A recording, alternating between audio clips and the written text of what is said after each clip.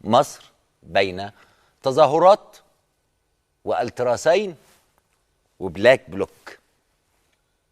نعم، خارج عندنا ده البلاك بلوك. خليني اشرح لكم شويه. التراسين، الالتراس الاهلاوي هيتجمع يوم السبت امام النادي الاهلي، وقال للاحزاب خليكم بعيد عننا، اي حد هيجي يعمل شو عايز يكسب سياسيا ما يجيلناش، احنا بس حق الشهداء لن نستغل سياسيا. التراس المصري موجود في بورسعيد، حاصر الميناء السياحي واقتحمه من شويه، وتوجه الان الى مديريه امن بورسعيد. ادي التراسين. البلاك بلوك، بلاك بلوك هو تنظيم ما كناش نعرف عنه حاجه خالص قبل كده.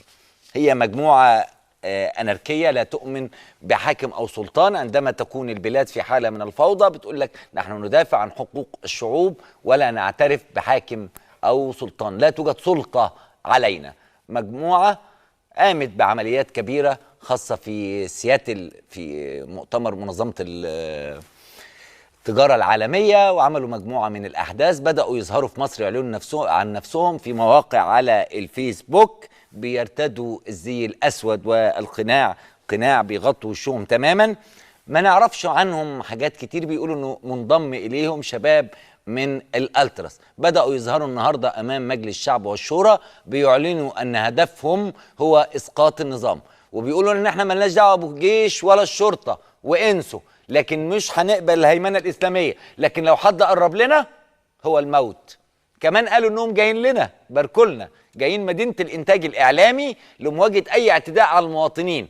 احنا جايين لنا 16 حزب بكرة إسلامي جاي هنا يحاصر مدينة الإنتاج الإعلامي، بيحتفل بثورة يوليو، وبيقول إذا تم إسقاط مش عارف ليه يوليو معلقة معايا يا جماعة، يناير، ثورة 25 يناير. فبيقولوا ان احنا جايين، طبعا الاعلام فاسد، الاعلام فهم شايفين الاعلام فاسد على طول. اذا تم اسقاط الرئيس مرسي سنقوم بالثوره الاسلاميه، في حين انا سيد المرشد شايف ان اللي حصل دي ثوره اسلاميه، وبيشبهها بظهور النبي عليه الصلاه والسلام وما عناه. فالنهضه في عهد الرسول بدات بالانسان، والنهضه في عهد الاخوان هتبدا بالاخوان، فدخل الاسلام مصر والحمد لله. لبيك اللهم لبيك، كل عام وانتم بخير.